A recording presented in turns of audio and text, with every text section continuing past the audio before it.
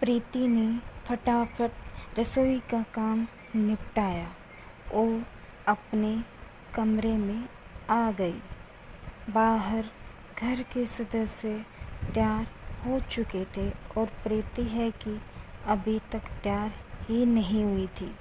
जानती थी अगर 10 मिनट के अंदर तैयार नहीं हुई तो सासू माँ अच्छा खासा हंगामा कर देंगी, क्योंकि पहली बात तो यह है कि जब वह खुद तैयार हो जाती हैं तो उनसे सब्र नहीं होता।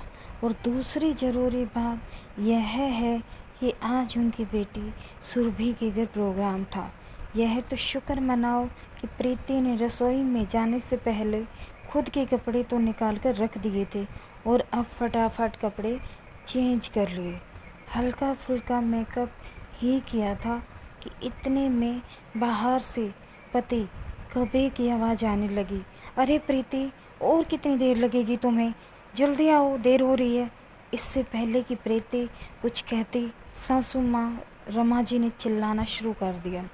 अभी खुद के मायके में प्रोग्राम होता तो फटाफट तैयार हो जाती, लेकिन यहाँ तो प्रोग्राम मेरी बेटी के घर पर है तो बस लेट करने में लगी हुई है। जब कह दिया था कि जल्दी तैयार हो जाना तो तैयार नहीं हो सकती थी। बस धीरे धीरे समय बर्बाद करने में लगी हुई है। बस अब पता था कि सासू माँ ने चिल्लाना शुरू कर दिया है। अब सबका मूड ख़राब होना लाजमी है। अब जब तक सब उसे 2-4 बातें ना सुना लेंगे तब तक सबको चैन नहीं मिलेगा। खैर, प्रीति फटाफट अपने सैंडल पहनने लगी।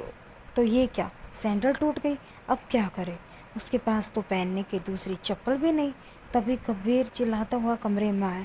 क्या है प्रीति, तुम अभी तक तैयार नहीं हुई? सब वहाँ तुम्हारा इंतज़ार कर रहे हैं।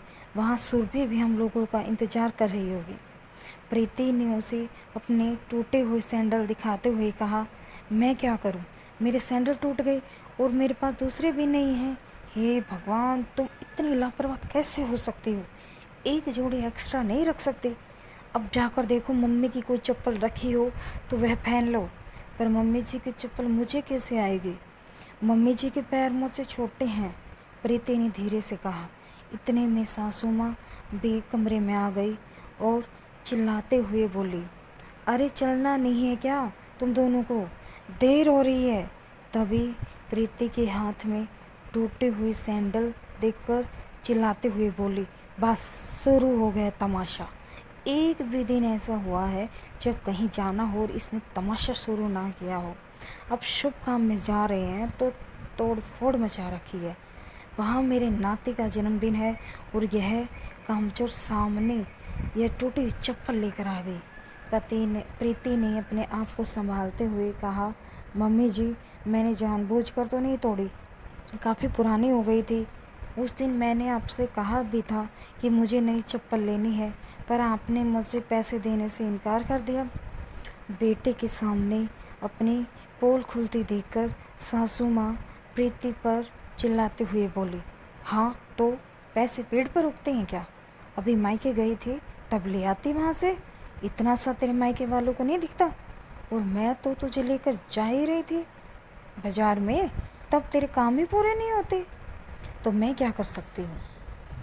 जिसको नाटक करना है वह तो कहीं से भी कुछ भी नाटक कर लेता है। तभी कबीर ने बात संभालते हुए कहा, पर अब करें क्या? एक काम करते हैं, रास्ते में नए सैंडल दिला देंगे।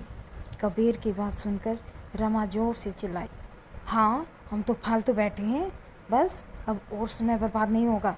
रहने दो इसे यहीं पर, जब घर में अकेली रहेगी तो अकल ठिकाने आ जाएगी। पर मम्मी, कबीर इससे पहले कुछ कहता, उसके फ़ोन पर किसी का फ़ोन आने लगा, जिसे देखकर रमा जी ने कहा, ज़रूर सुरभि का ही फ़ोन होगा। उसे क्यों उसके ससुराल में शर्मिंदा कर रहे हो? चलो जल्दी, रहने दो इसे घर पर ही। कबीर भी ज़्यादा कुछ ना कह पाया और प्रीति को घर पर ही छोड़कर सब लोग रवाना हो गए। प्रीति की आंखों में आंसू आ गए। शादी को 2 साल हो गए, पर हर छोटी छोटी चीज़ के लिए वह मोहताज हो जाती, या यूं कही कि मोहताज कर दी जाती। कबीर अपनी पूरी सैलरी अपनी माँ के हाथों में रख देता। यहाँ तक कि प्रीति उसे अगर ज़रूरत भर के पैसे भी मांगती तो उसे कह देता कि माँ से ले लो। और इधर सासू माँ भी इतनी महान, प्रीति जब ज़रूरत पड़ने पर पैसे मांगती तो सासू माँ का जवाब होता कि मायके वालों से ले लो, मेरे पास फालतू खर्च करने के लिए पैसे नहीं हैं। सोचते सोचते ही प्रीति की आंखों से आंसू बहने लगे। आज सिर्फ एक चप्पल की वजह मुझे घर पर छोड़कर चले गए। अब क्या चप्पल लेने भी मायके जाऊं? खैर, जैसे जैसे रात निकली प्रीति ने किसी से कोई बात नहीं की। दूसरे दिन सुबह के 8 बज गए, लेकिन किसी को चाय तक नसीब नहीं हुई। जब सासू माँ को चाय नहीं मिली तो वह बाहर आकर चिल्लाती हुई बोली, आज चाय मिलेगी कि नहीं? पता नहीं कहाँ चली गई कामचोर। किस्मत ही खराब है मेरी तो जो ऐसी बहू मेरे पल्ले पड़ गई। थोड़ी देर बाद प्रीति अपने कमरे से तैयार होकर बैग लेकर बाहर निकली तो उसे देखकर रमा जी गुस्से से बोली, अब सुबह सुबह कहाँ बन ठन के निकली? अभी तक तो हमें चाय भी नहीं मिली। घर का काम कौन करेगा? सासू माँ की बात सुनकर प्रीति बोली, मम्मी जी, मैं अपने मायके जा रही हूँ नई चप्पल लेने के लिए। उसकी बात सुनकर रमा जी टमटमाते हुए बोली, जहाँ जाना है वहाँ जा, पर पहले घर के काम कर ले और चाय नाश्ता तैयार कर दे। ऐसा है सासू माँ, जब सब कुछ मुझे मेरे मायके वालों से ही लेना है तो काम भी मायके वालों का ही करूँगी। आप लोगों की तो औकात है ही नहीं मुझे चप्पल दिलाने की, तो उन्हीं के पास जाना पड़ेगा। आपका घर है, आप लोग काम कीजिए अपने घर का। प्रीति के मुंह से ऐसी बात सुनकर रमा जी आग बबूला हो गई और गुस्से से कबीर की तरफ देखा तो कबीर भी नज़रें झुकाकर बैठा हुआ था। अरे तू कुछ बोलता क्यों नहीं है?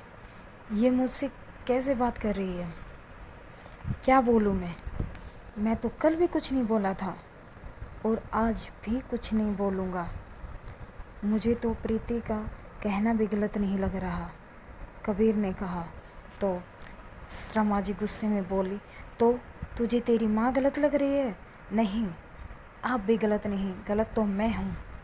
मैं यह भूल गया था कि मैं शादीशुदा हूँ। मेरी पत्नी को भी खर्चों के लिए पैसों की ज़रूरत पड़ती होगी, तो कुछ खर्चा उसके हाथ में भी मुझे देना चाहिए था और मैं सारी सैलरी आपके हाथ में लाकर रख देता था। पर अब और नहीं, अब मैं सारी सैलरी आपके हाथ में देने की जगह कुछ पैसे प्रीति के हाथ में ज़रूर दूंगा, ताकि उसे कोई भी सामान खरीदने के लिए आपका या मायके का मुंह ना देखना पड़े। आखिर बेटे को बहू का पक्ष लेते देख सासू माँ से कुछ कहते ना बना। वही उस दिन कबीर ने छुट्टी लेकर प्रीति को उसकी ज़रूरत की चीज़ों की शॉपिंग करवाई। तो आप लोगों को ये कहानी कैसी लगी प्लीज़ कमेंट करके ज़रूर बताइए, और एक बहू को भी उसकी ससुराल में बहू होने का, बेटी होने का दर्जा दें, और चैनल को लाइक एंड सब्सक्राइब ज़रूर करें।